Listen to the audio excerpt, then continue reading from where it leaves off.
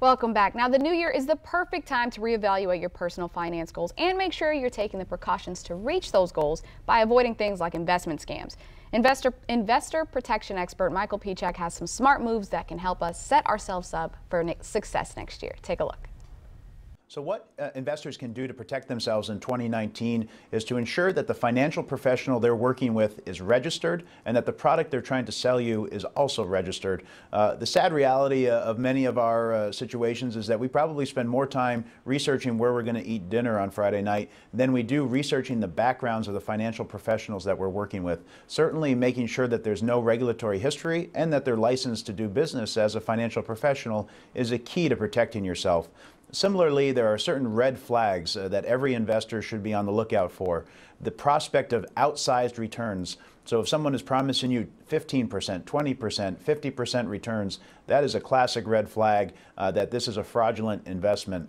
Similarly, anybody that tells you there is zero risk or that your investment is guaranteed, similarly is a hallmark of financial fraud. No investment, regardless of how safe it is, comes with zero risk. There is always risk when you're investing. And then lastly, another hallmark of fraud is the sense of urgency that's created by a fraudster, that if you don't act now, this opportunity will disappear. Any legitimate investment will be there tomorrow. It will be there next week. So state securities regulators are looking at a couple of emerging threats for 2019. Certainly one that we're focused on is cryptocurrency-related fraud. Cryptocurrency is now a mainstream topic because of the crazy rise of Bitcoin prices last year in 2017, getting up to $20,000 a single Bitcoin. That made people very interested in cryptocurrency, but it also made fraudsters very interested in how they can capitalize on the hype and the fear of missing out for many investors. So unfortunately, about 80% of cryptocurrency offerings that are out there are fraudulent or are illegitimate in some way. So we want to make sure investors are mindful before they invest in any cryptocurrency related product. Similarly, we're also very focused on marijuana-related investments. Marijuana is becoming legalized across the country, and with that comes a new industry looking for investment. Many of the investments are legitimate, but again, a number of fraudsters are taking advantage of that hype and trying to take your money away from you.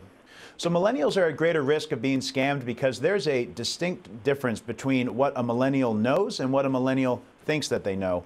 Only 24% of millennials scored very basic financial literacy on a recent survey. However, when you ask that same group, 70% of them claimed that they were a financial expert when they were self-identifying.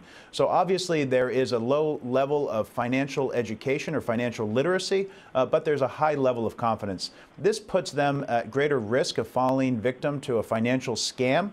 It also puts them at greater risk of making a bad investment decision as well. So we have to be mindful of that and try to increase the financial literacy of millennials. Similarly, millennials are in a different situation than past generations. They're saddled with student loan debts. They don't have very much saved for retirement. So they're trying to make up for past losses. They're trying to make up for past opportunities that they haven't been able to make because they haven't had the financial ability to do so. So when they start thinking about retirement 10, 20, 30 years down the road, they're thinking we need to get some really big investment returns in the next few years to get back on track. Again, that puts millennials at a greater risk of fraud. So there are certain hallmarks to a fraudulent investment. What you should be on the lookout for as an investor is whether they are offering you outsized investment returns. An investment return of 15% or 25% or 50% certainly is a hallmark that something you're interested in is a fraudulent offering. Another key to consider is whether or not they're promising your investment will be guaranteed or that there is no risk to your investment.